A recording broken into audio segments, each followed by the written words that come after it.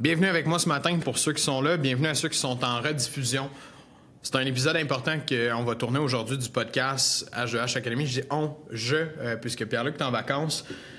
Mais somme toute, l'épisode va être tout autant bon, tout autant pertinent pour vous parce que c'est un épisode où j'adresse les problèmes, les enjeux dans la gestion des équipes de vente. Puis, comme dernièrement, on a ajouté une offre de service qui n'a pas été officiellement lancée encore. Aujourd'hui, ça va être un peu le lancement de cette offre de service-là. L'annonce officielle à toute notre audience, tous les gens qui nous voient, qui nous connaissent. On offre des services de formation en gestion d'équipe, mais aussi des services de directeur des ventes où on vient faire de la restructuration au niveau des équipes de vente pour s'assurer qu'ils sont performantes. Fait qu'aujourd'hui, on va adresser ce sujet-là ensemble. Fait que juste pour commencer, je voulais vous dire un petit bienvenue. Are you behind on your credit card bills? Good, pick up the phone and start dialing. On vend pas comme on consomme, right? Malheureusement, tu laisses aller ton client à la compétition. Donc, mesdames et messieurs, bienvenue dans cet épisode du H2H Academy Podcast qui aujourd'hui portera principalement sur la gestion d'équipe de vente, mais plus spécifique sur des erreurs qu'on voit quotidiennement dans la gestion des équipes de vente.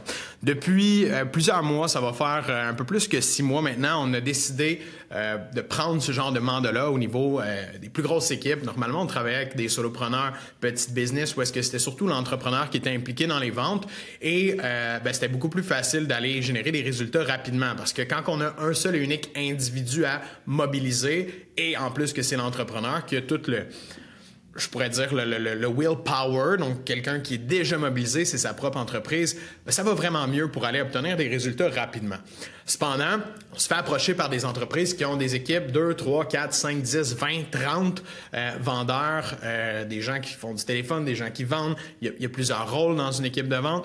On se fait approcher par ces gens-là pour les aider avec leur équipe, avec des performances qui laissent à désirer ou du moins des performances qui pourraient être largement amélioré parce qu'on le sait, dans la vente, c'est là qu'il y a beaucoup de profit à aller chercher dans notre entreprise. Si on a des vendeurs qui coûtent cher, qui sont pas performants ou tout simplement qui coûtent cher parce qu'ils brûlent des clients, ce qui est souvent un calcul qu'on fait pas. Ça coûte cher à business. Dans une économie qui est plus difficile, on a besoin de restructurer les ventes. On a besoin de s'assurer que notre département est efficient pour supporter le reste de l'entreprise. Puis aujourd'hui, je promets que dans ce podcast-là, vous allez comprendre peut-être des erreurs de gestion que vous faites déjà à l'heure actuelle, des erreurs de gestion que vous avez fait dans le passé aussi. Puis vous allez réaliser pourquoi ça vous a coûté cher et surtout qu'est-ce qu'on peut faire, qu'est-ce qu'on peut modifier pour ultimement avoir de meilleurs résultats dans son équipe de vente. Donc, au-delà de tout ça, aujourd'hui, je vais vous parler un petit peu de comment nous on le fait, comment on aide les équipes aussi pour que vous compreniez bien quel est votre rôle en tant que DV, entrepreneur, gestionnaire qui souhaite améliorer les performances à l'interne. Donc, pour commencer, je vais faire un constat, je vais revenir un peu sur la réalité, sur qu'est-ce qu'on voit sur le terrain. À tous les jours, on rentre dans des entreprises qui parfois même pensent que les ventes vont quand même bien, qui souhaitent juste « Ah, j'aimerais ça que mon vendeur soit un petit peu meilleur, j'aimerais ça qu'on aille un petit peu plus de taux de closing. » Les gens sont conscients, ont envie d'améliorer les résultats, mais parfois, ils voient juste le tip of the iceberg. H2H Academy, ils font de la formation en vente, je vais prendre une formation, ça va régler nos problèmes de vente. Mais quand on se met les mains là-dedans, quand on commence à creuser puis à regarder qu'est-ce qui se passe dans l'entreprise, on se rend compte que souvent, la personne qui ne performe pas, la responsabilité n'est pas juste sur elle. Elle remonte aussi jusque dans la direction, jusque dans le directeur des ventes, jusque dans le président de l'entreprise, voire même. Puis c'est là qu'il faut être capable de mettre son écoute de côté aujourd'hui puis de vraiment s'analyser puis voir si on fait les choses de la bonne façon. Mais souvent, ce qu'on va remarquer, c'est que justement, il y a peu ou pas d'encadrement qui est fait dans les équipes de vente. Quand je dis encadrement, première des choses qui me vient en tête, c'est d'avoir des employés qui sont bien formés. Donc, quand l'employé a été embauché, c'était quoi sa formation? Combien de temps il y a eu de formation? Est-ce qu'il y a eu des évaluations pour voir si ses performances étaient à la hauteur? On remarque du laisser-aller. On met quelqu'un dans l'équipe de vente. « Hey, let's go, appelle ça, c'est ça nos clients, voici une liste, fais des appels, bonne journée. » Et puis ça, c'est pas rare. Après 2 mois, 3 mois, 4 mois, 5 mois, il n'y a personne qui n'a jamais été regardé si ce vendeur-là, si cette personne-là, elle performait de la bonne façon. Donc, c'est très dur pour le vendeur lui-même de dire « Hey, je pense que je suis pas bon. Je pense que je pourrais être vraiment meilleur. » se peut que le vendeur ait peur de perdre sa job, ça se peut qu'il pense qu'il est bon en ce moment parce qu'il ne sait pas à quoi se comparer réellement. Il ne peut pas voir c'était quoi le standard, le benchmark qu'on veut atteindre en termes de performance. Il reste là-dedans, puis ça crée un genre de cercle vicieux où est-ce qu'on reste dans la sous-performance, puis que ça coûte cher indirectement à l'entreprise, mais qu'on se ferme un petit peu les yeux là-dessus. Donc, quand je parle de ce vendeur-là ou ces vendeurs-là, voire même qui performent un petit peu moins dans les entreprises, c'est pas toujours leur faute parce qu'on n'a pas mis en place ce qui était nécessaire pour qu'eux arrivent à performer. Donc, mon introduction est vraiment basée sur le fait que rares sont les fois où la faute est sur le représentant. Majorité du temps, on va y aller beaucoup plus dans la gestion de l'équipe, dans la structuration, dans comment cette équipe-là, elle fonctionne au quotidien. C'est quoi l'amour, c'est quoi le temps qu'on y donne. C'est là qu'on va être en mesure de voir quand même beaucoup d'erreurs fréquentes. Donc, pour commencer, je vais vous expliquer un peu comment on fait pour que vous voyez qu'est-ce qui serait important à faire de votre côté aussi si jamais vous voulez y mettre du temps et de l'amour. Donc, les étapes à travers lesquelles on passe, nous, ça s'appelle la méthode AIM avec laquelle on travaille chez H2H Academy, c'est-à-dire analyse, intégration et mesure. Analyse, c'est quoi? On va aller se mettre les mains dans le département. On va aller voir qu'est-ce qu'on peut mesurer. Souvent, ça arrive qu'il n'y a pas de KPI en place. Ça arrive qu'on n'enregistre pas des appels, on n'enregistre pas de rencontres avec des clients, on ne laisse pas de documentation. On a un CRM qui est sous-utilisé, pas utilisé, tout croche, tout de travers. C'est arrivé pas plus tard qu'hier. J'étais en consultation avec quelqu'un, puis je suis comme, OK, mon nom de CRM. Puis là, je suis comme, ça, c'est quoi ce colonne-là? C'est quoi ces leads-là? Je sais pas. Ceux-là ici, pourquoi sont là? Ils ont-tu des notes? Ah, si, il n'y a pas de notes dedans. Donc, on se rend compte qu'il y a effectivement, en faisant notre analyse initiale, qu'il y a beaucoup de pertes, qu'il y a beaucoup de lacunes qui sont là dans le département. Puis, c'est là qu'on peut justement aller diagnostiquer. Donc, en faisant une veille complète, une analyse de A à Z de c'est quoi les processus en place, qu'est-ce qui est standardisé. Si je mets quelqu'un dans le bain demain matin, là, je rentre un nouveau vendeur, c'est quoi son processus d'intégration, le 0 à 90 jours. On n'a pas...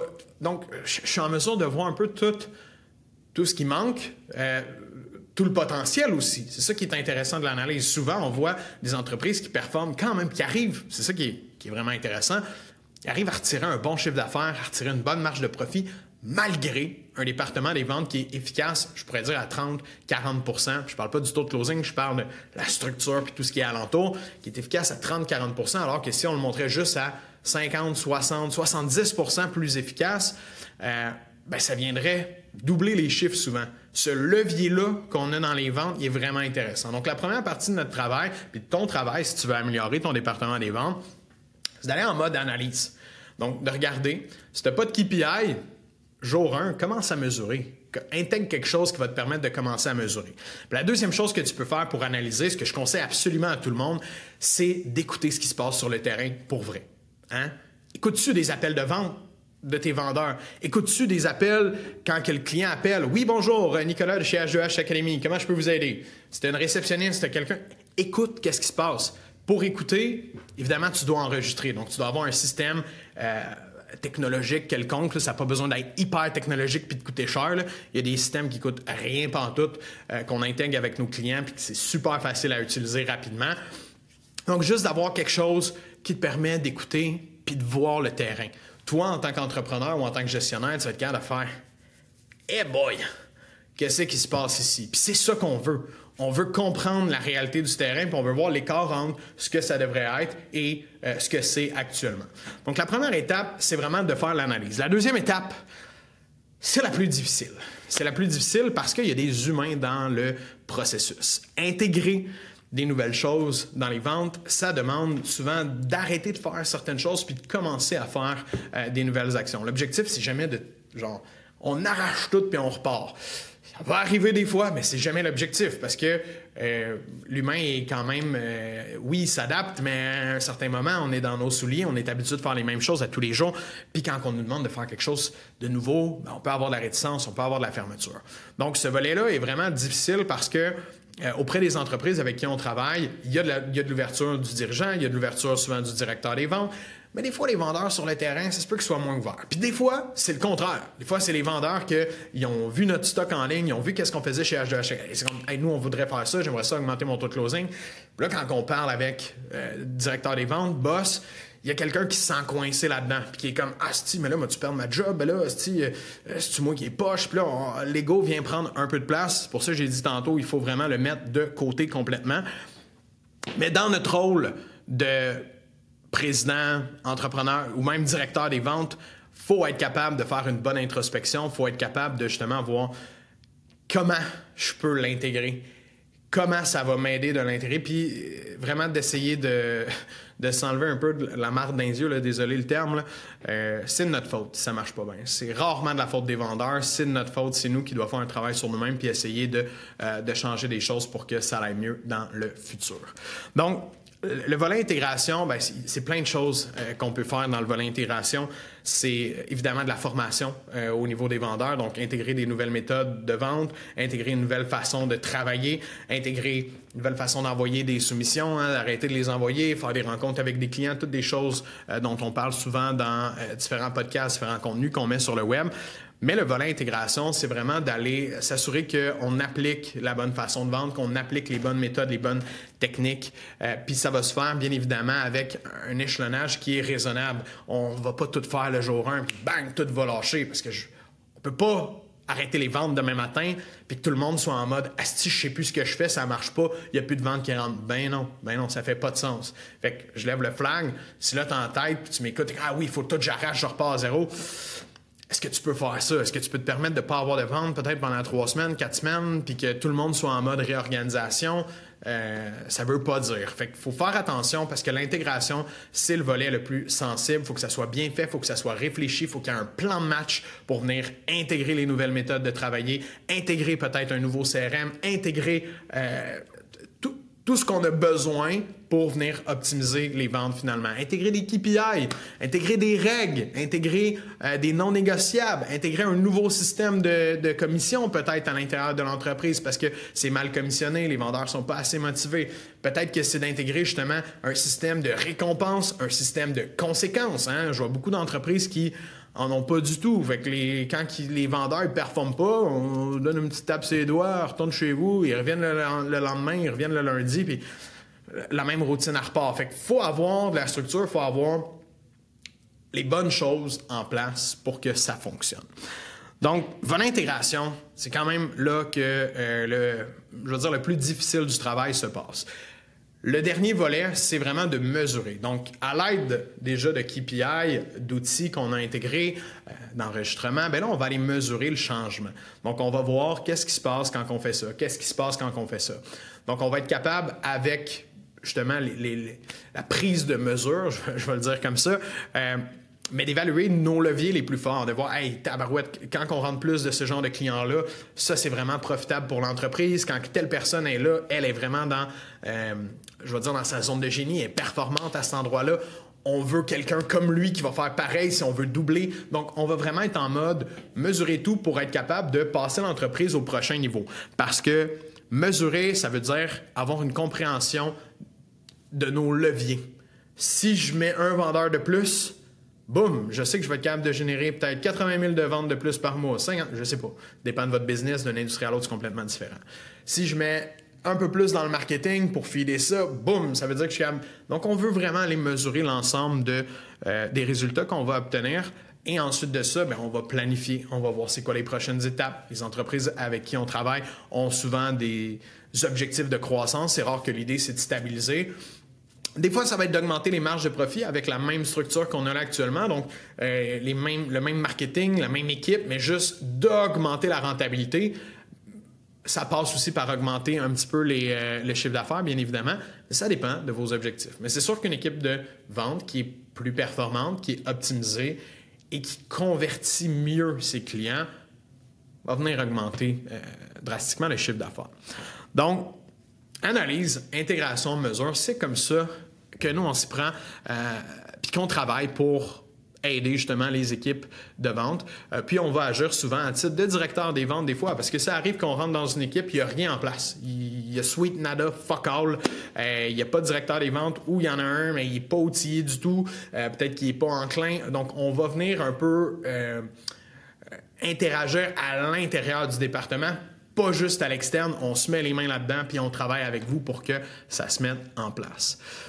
Donc maintenant, pour les entrepreneurs, gestionnaires, directeurs des ventes ou peut-être futurs directeurs des ventes qui m'écoutent, il y a des erreurs quand même importantes que vous faites à tous les jours. Puis c'est là ici que je veux aller vous interpeller particulièrement pour que vous preniez conscience que ces erreurs-là coûtent cher. Ils sont probablement des signes que vous avez des petites lacunes dans la structure, dans la façon dont le département des ventes est géré.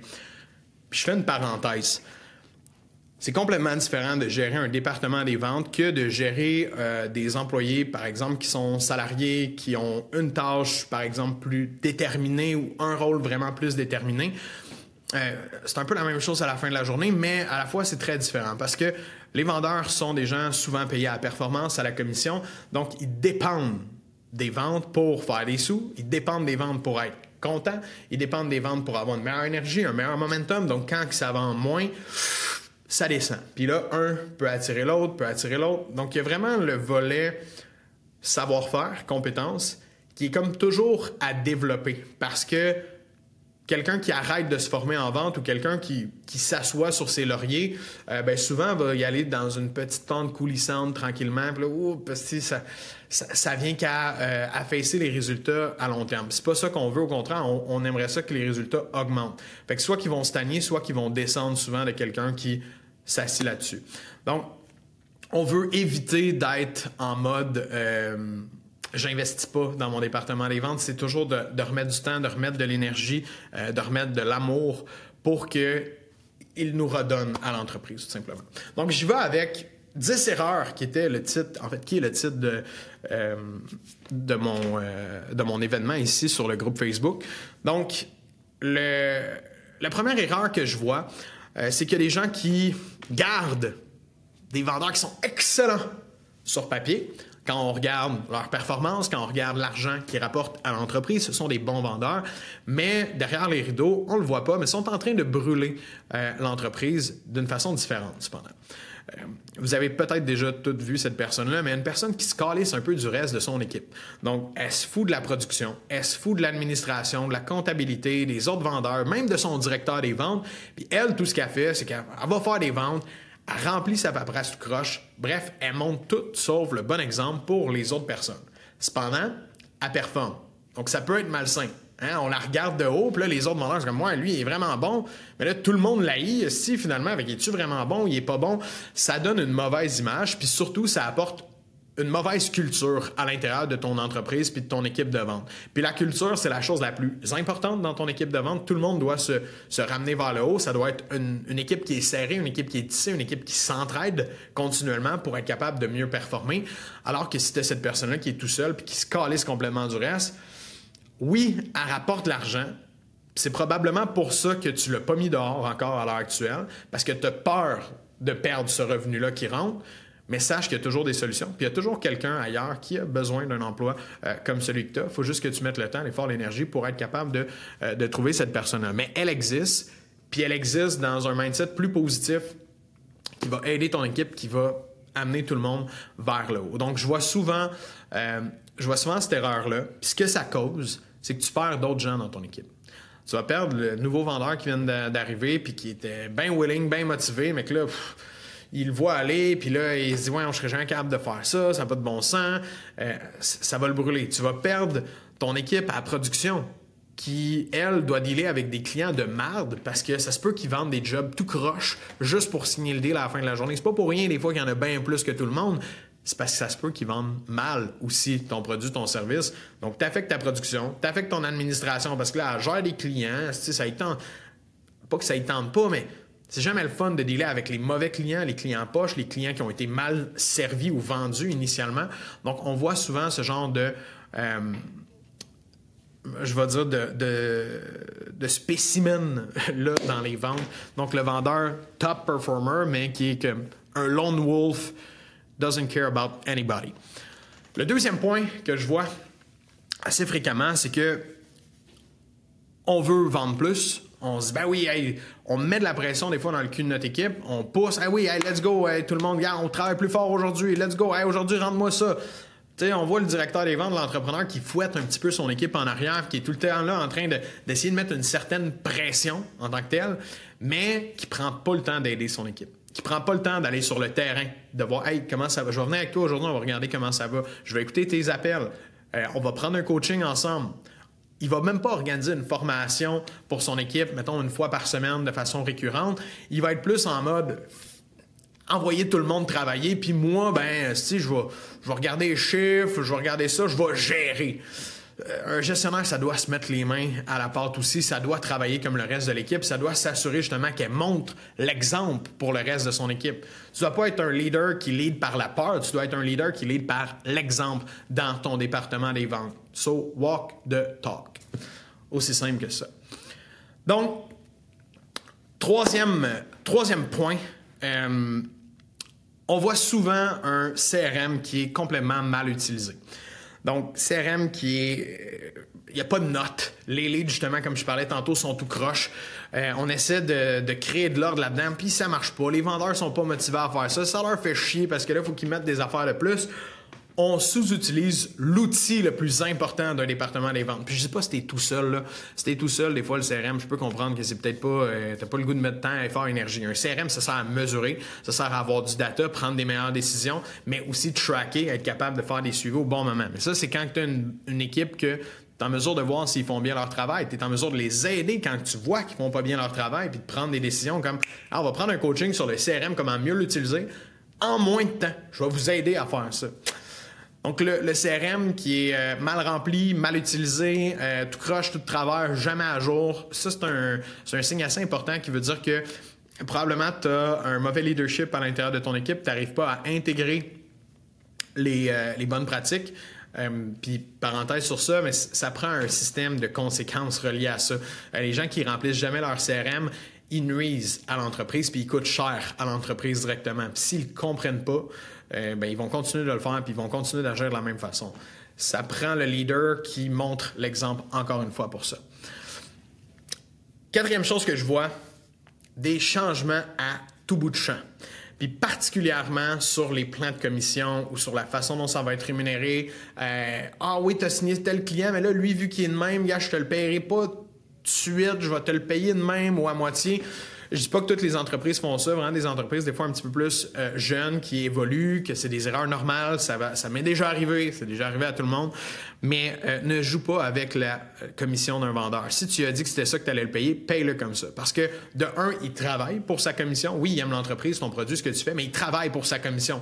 Donc si tu viens y enlever une partie de ce que tu y avais promis, tu vas le fâcher, tu vas le mettre dans un mauvais état, il performera pas bien, il va te brûler des leads, il va te coûter cher au final de ta faute à toi. Ça remonte souvent dans la gestion, les enjeux. Donc, le plan de commission, c'est important qu'il soit stable. Oui, il peut évoluer dans le temps. Oui, il peut se modifier parce que l'entreprise a grossi. Il y a des nouveaux comptes de dépenses qui vont rentrer. Ça va coûter plus cher. Les marges rapetissent. Peut-être que les ventes deviennent plus faciles à faire aussi parce qu'on a plus de notoriété. Il y a plus de clients qui viennent vers nous. On dépense plus en marketing. Le plan de commission peut évoluer. Mais cependant, il doit être logique. Puis pour le vendeur, ça doit être averti. Tu peux pas l'avertir du jour au lendemain. Bang, ça va changer. À toi d'être un peu plus à ton affaire et de dire... Signer des contrats de travail, au pire, pour 6 mois avec les vendeurs. Les 6 prochains mois, voici le contrat de travail, voici le plan de commission. C'est comme ça que ça va être. Dans 6 mois, on va faire une révision. Ça se peut qu'il reste pareil, ça se peut qu'il s'améliore, ça se peut qu'il descende un petit peu. Mais pour les 6 prochains mois, c'est comme ça. L'objectif est toujours de motiver le plus les vendeurs avec ça, bien évidemment. Donc, plan de commission, je vois souvent des enjeux par rapport à ça.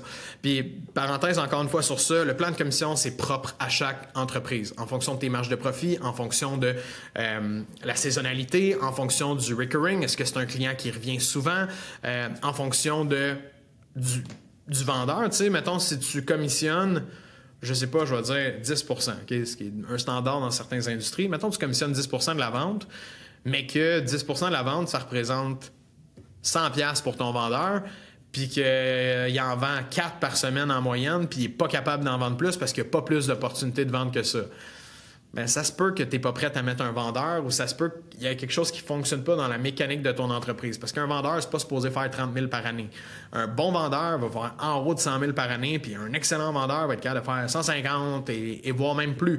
Donc, c'est une job qui est bien rémunérée parce qu'elle est extrêmement épuisante puis elle est difficile mentalement parlant. Ça te draine parce que tu es tout le temps en train de penser à ça, follow-up avec le client, lui, il faut pas que je le rate, il faut que je fasse ça. C'est épuisant quand même comme travail la vente, donc on se le cachera pas. C'est une job qui devrait être bien rémunérée. Si tu n'es pas en mesure de bien rémunérer tes vendeurs, ça se peut que tu les perdes, ça se peut qu'ils quittent, puis ça se peut qu'ils évoluent juste pas aussi quand ils sont pas bien rémunérés. C'est ces vendeurs-là qui flatline bien souvent parce qu'ils n'ont pas motivé à en faire plus, ils voient pas l'avantage. Donc, autre point que je vois. On garde des bois morts. Qu'est-ce que je veux dire par là? Tantôt, je parlais du top performer qu'on garde. Mais là, je vais parler des bois morts. C'est quoi les bois morts? Souvent, c'est un vendeur médiocre. Donc, la flatline dont je viens de parler. Puis il est toujours médiocre. Puis ça ne tente pas de faire plus, même si on essaie de le motiver, de le bouger. Puis on se dit, ben gars, il coûte pas cher, il est là, on l'a gardé. Est-ce que tu as bien fait tes calculs? Est-ce qu'il te coûte vraiment pas cher? Souvent, ce qu'on ne calcule pas, c'est la différence entre ce qu'il fait actuellement et ce qu'il pourrait faire. Ou justement, si on a des benchmarks, si on a des statistiques, allons voir notre meilleur vendeur. Combien il fait, notre meilleur vendeur? Comment il rapporte? Comment il coûte? Tout ça, comparé à cela, probablement qu'il y a un écart quand même assez important. Mais on accepte de garder ça puis de donner des opportunités de vente, donner de la business à ce vendeur-là plutôt que le donner à quelqu'un d'autre. Et d'accepter la médiocrité, c'est vraiment pas la mentalité qu'on veut dans une équipe de vente. Au contraire, on veut des gens qui vont se dépasser. Je le rappelle, tout le monde est mobilisé à faire plus. Si le vendeur fait plus, ton entreprise fait plus, tout le monde va avoir peut-être des augmentations, tout va suivre. Il va amener cette business-là pour que ton entreprise continue de grandir. Donc, si cette personne-là qui est le gaz de ta business n'a pas faim, elle, d'aller travailler plus fort, puis ça ne tente pas, puis elle reste là, ben, tu vas faire en sorte que ton entreprise a beaucoup plus de chances de stagner. Donc, de garder le vendeur moyen, souvent, ça coûte beaucoup plus cher qu'on a l'impression. On a l'impression que oh non, ça va être compliqué, il faut que j'en trouve un autre, il faut que je fasse ça. Oui, mais c'est ça la job dans les ventes, du moins au directeur ou la personne qui s'occupe du département, c'est de garder un département qui monte vers le haut. Donc, je vois beaucoup de gens garder des bois morts, garder des gens, puis même pire, garder des gens sous-performants. Tu sais, des gens qui sont vraiment sous la performance. Ça, c'est classique, mais on donne une chance. On donne une autre chance. On donne une 4e chance, une 8e chance, une 14e chance. Il est encore là. Ça fait 10 ans que la business est correcte. Il est encore là, mais il performe au minimum tout le temps. Souvent, c'est dû au fait qu'on n'a pas, justement, de système de récompense-conséquences. Et c'est quoi les conséquences quand ça fait 3 mois de suite que tu n'atteins pas tes objectifs? Bye-bye! Bonne journée! Rien contre toi. C'est juste que dans la business, si on veut scaler, j'ai besoin d'atteindre ces objectifs-là. Et toi, en tant que gestionnaire, tu devrais anticiper ce genre de choses-là. Le voir venir, bien là, ça fait 2 mois qu'il ne répond pas. Je me prépare à recruter, je commence, puis on va voir le 3e mois s'il rentre ou il ne rentre pas. Parce qu'il va falloir que je mette quelqu'un à sa place pour prendre ces opportunités-là. Et en plus de ça, il me coûte de l'argent en ce moment. Donc, s'il vous plaît, faites pas ces erreurs-là. Tu peux toujours engager, puis prenez le temps d'engager les bonnes ressources, là. Ça, c'est un aspect quand même très négligé dans la vente. On engage souvent au feeling. Ah, lui, il avait de l'air bon, finalement, il est pas bon. No shit, Sherlock. C'est des vendeurs. Fait que ça se peut qu'il t'aille entourloupé, qu'il t'aille fait dire, ben oui, moi, je suis bon, moi, je fais ça, puis que t'ailles tombé un peu dans le piège, puis que finalement, il se tourne les pouces, puis il attend que tu lui donnes des opportunités, qui est greedy, qui est paresseux. Ça se peut, tout ça. Donc, quand t'embauches, va prendre des références, fais des tests, fais des roleplays, vois comment il se débrouille avec la clientèle. Prends le temps de faire un bon embauche. Hire slowly, fire quickly. Prends le temps pour embaucher. Perds pas ton temps pour le mettre à la porte quand ça ne fonctionne pas. Encore une fois, système de non négociable ici, avoir des règles de comportement, de conduite, qu'est-ce qu'on s'attend, avoir des règles administratives à respecter, avoir des objectifs de vente à respecter. C'est lui qui se met dehors, c'est pas toi qui le mets dehors. Tu lui as dit c'était quoi les contraintes pour faire ce rôle-là. Il n'a pas respecté les contraintes qui étaient établies. Ce sera donc lui qui va se diriger. S'il veut de l'aide, tu vas être là, tu vas y en donner, tu vas le supporter, tu as un système pour l'aider à faire ça. Si le vendeur, il sous-performe, tu peux pas le changer non plus du jour au lendemain si lui n'a pas la volonté de le faire. Donc, Ben, ça va bien avec le prochain point que j'ai. On se retrouve souvent à court. Donc, paf, on perd un vendeur parce que là, ça marchait plus. Puis là, on a pris une décision un peu spontanée. Asti, je suis tanné, là, lui, il me gosse, le vendeur-là. Là, c'est fini. Là, tu te veilles d'abord, t'as pas de vendeur. Puis là, tu pars à la course. Puis là, tu cherches un vendeur. Fait que c'est là que tu engages le premier qui arrive. Donc, l'erreur, c'est de pas être en mode recrutement. Tu devrais toujours avoir un pipeline de potentiels recrues, de gens intéressés à venir travailler dans ton entreprise, quitte à leur dire, écoute, pour l'instant, je n'ai pas de besoin, je te fais faire les entrevues quand même, mais dès que j'ai un opening, si tu es choisi, je t'avertis, ça te va. Donc, respecte quand même les candidats si tu fais ça, mais d'être toujours en mode un peu recrutement, c'est toujours la meilleure chose à faire pour te permettre de pouvoir combler un trou si jamais il y en a un qui se fait. Donc, si on pense qu'on met dehors rapidement les gens qui ne fitent pas, qui n'atteignent pas les objectifs, mais qu'on a toujours des candidats, on vient de régler le problème ici. Ça va? Good. Erreur numéro 7. Aucun playbook. Qu'est-ce que je veux dire par là? Ce n'est pas standardisé dans ton département des ventes. Il y en a un qui vend de cette façon-là. Il y en a un qui fait des appels et dit ça. L'autre, il dit une autre affaire. Le nouveau qui vient d'arriver, il a apporté une nouvelle méthode. Puis là, il en parle à l'autre. Puis là, ça s'échange. Puis là, un fait ci. Puis là, quand je faisais ça, ça allait mieux. Là, je vais revenir à ça. T'as pas de game plan. Puis le game plan devrait être le même pour tout le monde. Une équipe de football qui s'en va sur le terrain, là, tout le monde sait c'est quoi son rôle. Tout le monde sait qu'est-ce qu'il va faire, à quel moment, à quelle seconde précise, quand il va se retourner la tête pour aller chercher le ballon. C'est déjà prévu à l'avance. Puis sans que ça devienne robotique, il y a moyen d'avoir un playbook, une façon de travailler, un processus de vente standardisé étape par étape qui est appliqué par l'ensemble de ton entreprise. Parce qu'en tant que directeur, en tant qu'entrepreneur, en tant que propriétaire, comment veux-tu former quelqu'un rapidement, être capable de le mettre en poste qui performe si personne ne travaille de la même façon? Ça va être hyper complexe, ça va être difficile pour toi d'y arriver, puis tu vas te casser la tête, puis tu risques fortement de rater tes embauches, de mettre beaucoup de temps justement sur une ressource qui ne performera pas. Puis encore une fois, c'est pas de sa faute, c'est de ta faute. Parce que c'est trop compliqué apprendre comment travailler chez vous. C'est difficile. Puis la vente, encore une fois, c'est pas un skill que tu apprends sur les bancs d'école, que là, tu sors de l'école, je suis comptable, yes sir, je me mets dans ton entreprise, je connais les chiffres, je sais quoi faire, je m'en vais à la bonne place. Non! J'ai besoin de comprendre l'entreprise, j'ai besoin d'être convaincu du produit, j'ai besoin de voir tout l'engouement autour de ça, j'ai besoin de comprendre c'est qui le client, c'est quoi ses enjeux de l'autre côté. C'est toutes des choses qui sont particulières à ton entreprise, à ton processus de vente, qui doit être monté pour toi. Tu peux pas prendre le même que « Ah, mon ami, il a fait une formation, j'ai repris exactement son affaire, j'ai mis ça dans ma business. » Ça veut pas dire que ça s'applique pas en tout. Il y a plein de nuances qui vont être différentes à comprendre de son entreprise à ton entreprise. Donc, ton playbook, là, quand quelqu'un rentre, là, c'est la Bible. Tu lui donnes ça, là, c'est la Bible de l'entreprise. Voici ce que tu as à apprendre, voici ce que tu dois savoir pour que tu sois en mesure de vendre nos produits et nos services. C'est tout. Ça te prend un playbook. Donc, si tu n'en as pas à l'heure actuelle, tu risques d'être peu standardisé et de vivre justement ce genre d'échec-là quand tu fais une embauche ou voire même ce genre d'échec-là quand tu essaies de faire performer davantage quelqu'un parce qu'il y a peu de choses qui sont standardisées. Puis ce qui n'est pas standardisé est très difficile à évaluer. Quelque chose qu'on répète souvent, mais comment veux-tu évaluer plein de variables différentes à toutes les fois? Si, hey, cette fois-là, il a pitché de même. L'autre fois, j'ai fait ça. L'autre fois, j'étais... C'est dur de dire qu'est-ce qu'il a fait de bien puis de pas bien parce qu'il n'a pas fait la même chose jamais. Fait qu'on a de la difficulté à améliorer les compétences et les résultats du vendeur parce qu'il n'y a rien de standardisé non plus. Donc, ce qui est standardisé, on peut l'évaluer, on peut le mesurer puis on peut l'améliorer au final. 8e point. Je vois souvent des directeurs des ventes qui animent des meetings de vente comme il animerait une rencontre comptable une fois par année pour voir les chiffres de l'entreprise. Souvent, il y a un peu cette optique-là de voir « Ouais, ça, c'est pas bon. Ouais, ça n'a pas été bon. Ça marche pas. Ça marche pas. Là, on corrige ça. On fait ça. » Donc, on fait des meetings juste pour soulever les points négatifs, pour ressortir un peu les bobos, ressortir la marde. Alors que faire des meetings, des coachings de vente avec ton équipe, ce qu'on veut, c'est solliciter de la performance. Puis pour solliciter de la performance, il faut que ça vienne de tes vendeurs initialement et non pas de toi. Donc, comment tu animes tes meetings? Est-ce que c'est vraiment performant? Est-ce que tu donnes l'occasion à tes vendeurs de poser des questions, de venir comprendre leurs erreurs, de chercher à s'améliorer par eux-mêmes? Pas toi qui dis, là, il faut que tu travailles ça. Là, il faut que tu changes ça. Là, ça marche pas. Non. Pose-leur des questions. fais des mises en situation, aide-le, fais des roleplays. Trouve des façons de coacher qui va donner les résultats puis qui va mobiliser tes vendeurs et non pas les décourager. Parce que demande-leur, est-ce que ça leur tente de venir sur ces meetings-là? Oui ou non?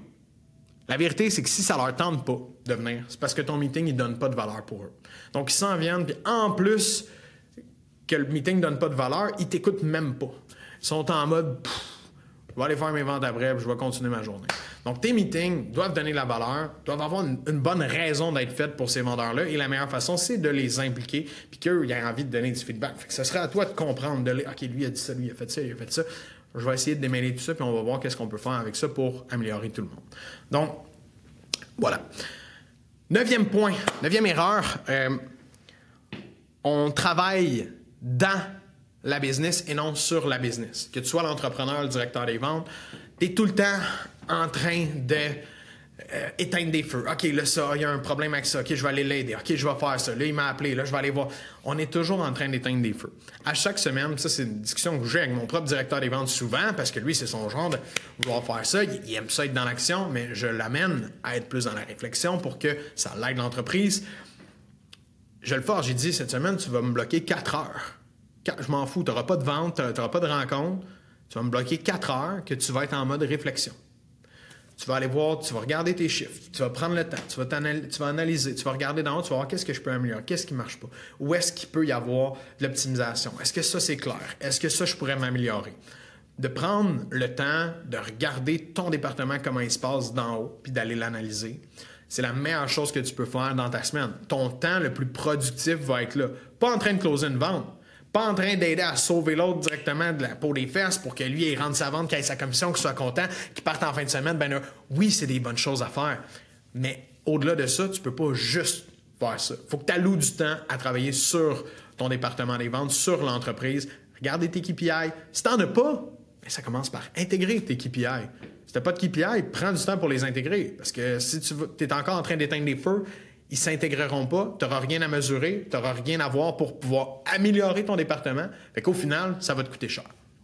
Donc, ne pas prendre de temps pour s'arrêter, pour structurer, pour travailler sur l'entreprise, c'est une erreur classique dans la gestion des équipes de vente. On est juste toujours à la boxe dans l'action. Okay? On va éviter ça. Et dernier point, qui est pour moi le plus important, je pense, dans l'ensemble, c'est le feedback. Donc, souvent, peut-être qu'on ne prend pas suffisamment le feedback du terrain ou on ne le prend pas de la bonne façon, globalement. J'ai parlé des meetings tantôt qui sont une chose. Mais le feedback, pour moi, c'est la chose la plus importante dans le sens que ton équipe, oui, les chiffres vont parler. Oui, tes KPI, tu vas pouvoir les regarder, tu vas pouvoir voir ce qui se passe. Mais d'être en mesure de comprendre réellement ce qui se passe sur le terrain, d'aller chercher le pouls, de comprendre comment ça se passe dans la tête de ton vendeur. Donc, quand je parle de feedback, c'est de prendre du temps individuellement avec chacun des membres de ton équipe, peut-être une fois par semaine ou 2 semaines, tout dépendant de la fréquence qui fait du sens pour toi dans ton entreprise. C'est de faire des évaluations, de leur donner du feedback, de dire, regarde, voici ce que j'ai évalué dans les 3 derniers mois, voici ce qui est bon, voici ce qui est à changer, voici ce qui est à améliorer, voici des erreurs qu'on ne veut plus accepter. Donc, donner du feedback, donner des évaluations à votre équipe. Ça, pour moi, c'est de donner de l'amour. Donc, donner des évaluations, prenez le temps de démontrer quand il y a des bons résultats, de dire hey, « c'était super ce que tu as fait cette semaine, merci pour ton implication, merci pour ce que tu as fait par rapport à ça ». Il y en a qui vont « Yes, good, hey, bravo, good job ». Mais tu prends-tu le temps de l'appeler? Tu prends-tu le temps de t'asseoir avec lui? Tu prends-tu le temps d'y dire réellement quand il a fait un bon travail? Ou tu fais juste l'écrire dans le chat, puis nice job, on passe à la prochaine semaine, puis ça continue. Donc, pour moi, de donner du feedback, qu'il soit positif, qu'il soit négatif, c'est quelque chose qui va être super important si, justement, ton équipe, elle veut s'améliorer, puis si tu as mis tout le reste en place, ça devrait être le cas. Si ton équipe veut s'améliorer, ben, elle a besoin de ton feedback en tant que gestionnaire, en tant que directeur ou en tant qu'entrepreneur pour s'améliorer. Elle a besoin d'avoir cette reconnaissance-là, puis elle a besoin... Puis c'est la reconnaissance, de dire c'est quoi les erreurs, c'est de reconnaître qu'il y a des erreurs qui sont faites et qui peuvent être améliorées, plutôt que de chialer puis d'arriver et de dire ah, ça marche pas, là, on arrête ça, on fait ça différemment. Donc, grosso modo, je dirais que ça résume bien... Je coupe ça vite. Grosso modo, ça résume bien les 10 erreurs qui sont assez fréquentes dans la gestion. Il y en a plein d'autres, là. J'en ai pris 10 que j'aimais beaucoup, puis je trouve qu'ils faisaient du sens pour, du moins, la plupart des départements des ventes avec qui on travaille déjà à l'heure actuelle. Je me suis inspiré de ça beaucoup. Donc aujourd'hui, si tu es une entreprise qui a besoin d'aide dans son département des ventes, si tu es un gestionnaire qui veut améliorer justement les résultats, ça se peut que tout faire ça tout seul soit quelque chose d'assez laborieux et difficile, surtout si tu ne l'as jamais fait. Oui, ça se fait. Ça dépend à quelle vitesse que tu as envie d'y aller. Mais si tu as envie d'y aller avec un accompagnement qui va te permettre de le mettre en place plus rapidement, d'aller chercher des résultats plus rapidement, puis surtout de t'assurer d'éviter de faire des erreurs, de perdre ton temps, de niaiser sur des choses que tu n'as peut-être pas ces outils-là encore, tu n'as pas le goût d'y monter, c'est pour ça qu'on existe à H2H Academy, puis c'est pour ça que j'ai développé justement la méthode AIM, gestion d'équipe de vente, qui est un programme spécifique pour les entreprises qui veulent restructurer le département des ventes ou encore venir le structurer parce qu'ils sont en train d'élaborer leur équipe de vente. Ils pensent à la mettre en place éventuellement. Faites ça avant. Je vous le dis, pour tous ceux et celles qui ne l'ont pas fait encore, faites ça avant d'avoir votre équipe de vente. Commencez à mettre vraiment votre structure alentour de ça. D'ailleurs, petit surprise, j'ai bâti un toolkit quand même simple, efficace, easy peasy, que tu vas pouvoir utiliser en un claquement de doigts dans ton département des ventes dès maintenant. C'est un toolkit qui comprend 9 ou 10 outils. Je pense qu'il m'en reste un à mettre dedans à l'heure actuelle où je parle, qui va être ajouté au moment où vous allez le recevoir. Un toolkit qui explique justement 10 outils à mettre en place. On parle de l'auto-évaluation, de l'évaluation des vendeurs, de ton playbook, comment le bâtir, tes règles, tes non négociables, ton plan de commission, plein de choses qui vont t'aider dès maintenant à avoir plus de performance dans ton équipe de vente au moment que tu vas appliquer ça, bien évidemment. Donc, si toi, tu as envie d'avoir un petit coup de main avec ça, je t'invite à nous écrire. Tu peux écrire peut-être juste Toolkit, équipe de vente ou... écris-moi Toolkit, on va comprendre puis on va pouvoir te l'envoyer. Tu peux nous écrire sur Instagram, tu peux nous écrire sur Facebook, Nicolas Aubin directement sur Facebook. J'ai plus Instagram ces temps-ci, fait qu'écrivez-moi pas sur Instagram, je risque de pas vous voir. Mais sur celui de H2H Academy, par contre, on est actif. Donc, écrivez-nous sur les réseaux, envoyez-nous un courriel, Nicolas à H2H Academy ou encore admin à H2H Academy. Faites comme vous voulez.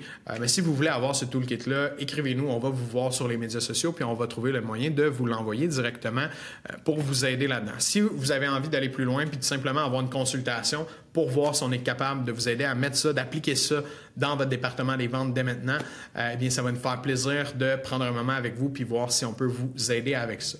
Donc, j'espère que cet atelier-là, j'appelle ça un atelier parce que j'ai été assez concis dans certains conseils. J'espère que cet atelier-là a été à la fois percutant et pertinent pour vous pour changer des choses dans ce qui se passe en ce moment dans vos ventes. Donc, sur ça, je vais vous souhaiter une excellente journée, des bonnes ventes, puis on va se revoir la semaine prochaine pour un prochain podcast. Merci tout le monde.